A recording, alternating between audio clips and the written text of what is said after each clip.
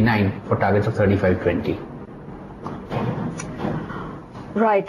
That's, quick summary of trading ideas from both our technical experts. But as we've been reading through, the GST bill has been sent to a select panel yet again after it didn't get the numbers in the upper house of parliament. We have an expert opinion coming in on that. I think Mukesh Butani joins in from BMR Advisors to throw more perspective on this. Another step to delay perhaps the process of this clearance. And that does not augur well because I think this is a second review of the bill. Yeah, well, yes, it is the second review of the bill. If I look at it positively, perhaps going through this process will ensure that the bill goes through a safe passage in the monsoon session of the parliament, and hope that there is a bipartisan approach taken by the political parties, particularly the opposition parties. And after it goes through the select committee, there is greater degree of support, which in my view would still be on time for an April 2016 rollout, because there are two aspects to the rollout which are critical besides the constitutional amendment. One is the GST, the network that will be set up by the government, which will create the IT platform. And two, more importantly, a message to the taxpayers that GST is well within the April 2016 radar.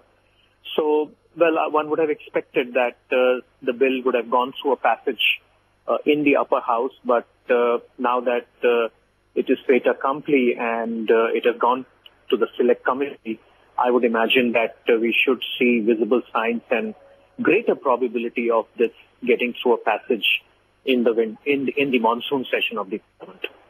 So we were speaking to Mukesh Butani yesterday in the morning show as well, and he was probably one voice who was confident that April 1st, 2016, that deadline would hold.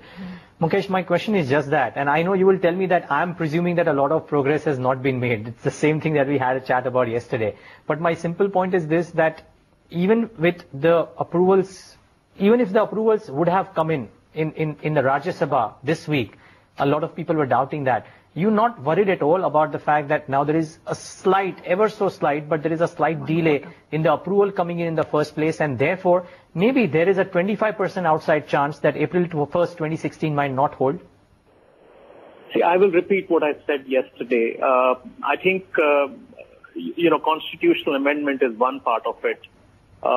Side by side, whereas the constitutional amendment bill has got deferred, I don't think it precludes the government from making all the progress that it has to make to put the GST network in place and sending out the right signals, because the commitment of this government doesn't go anywhere. I mean, bear in mind that we have never been so close ever in the past. The country has been talking about GST now for over a decade. We were getting closer, but we've never been so close. I think this is just suggestive of a serious resolve by the government. I still feel that April 16 is an achievable deadline. So net, you're saying that, look at the glass half full, not half empty. There's been a delay, perhaps a quarter in the timeline that the government was laying out.